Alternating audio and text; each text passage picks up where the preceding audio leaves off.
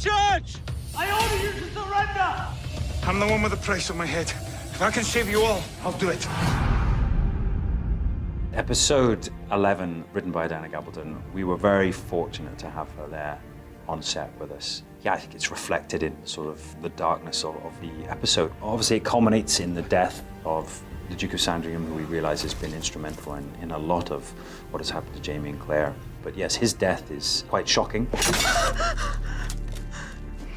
Before going into battle, the warriors would announce their fathers and their forefathers and sort of conjure up the spirits of their past fathers. And actually, when shooting it, Duncan Lacroix, who plays Marte, he did this beautiful speech in Gaelic where he, surprisingly to us all, before chopping off Sandringham's head. And unfortunately, it didn't quite make it into the cut, but it was a really special moment. And I know that Simon Callow, who plays the Duke of Sandringham, was terrified of Duncan because he's just this image of this bearded warrior. And also we see Mary get her own back, seek her revenge.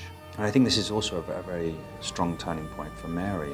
From this point onwards, we get to see her actually grow into a woman and actually find some strength and fortitude. Mary!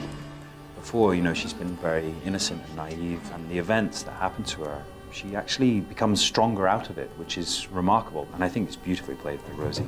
We must turn back, and I say we shall not. A lot of time has actually passed, and we found out that Jamie's been constantly battling with all the other commanders. There's a lot of infighting historically. Too many people with too many opinions, too much tradition. And Jamie knows that if they fight like they have done for hundreds of years using the Highland charge, that won't be effective against a modern army. So Jamie's trying to modernize this army to at least give them a chance, which ultimately he fails in doing. Jamie definitely feels that he has a lot of weight on his shoulders now, and I think ultimately he begins to concern himself with the things that he can protect, and that's his men, that's the people that are close to him. Save me! Bloody hell, they've got an English wall in there. It becomes quite frantic and quite desperate. But actually, Jamie kind of goes the other way. He doesn't become desperate. He becomes very in control, very logical. But maybe that's a way that is new to Jamie. Before he might have been very passionate and very kind of almost out of control.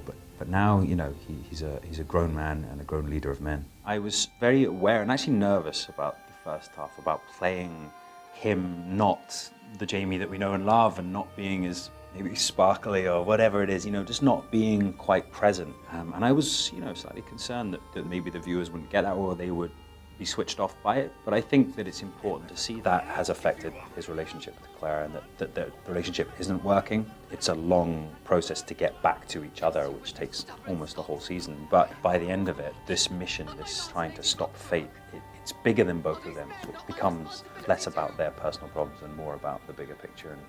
And hopefully by the end of the season, he's in control of his destiny. We will find each other. Trust in that.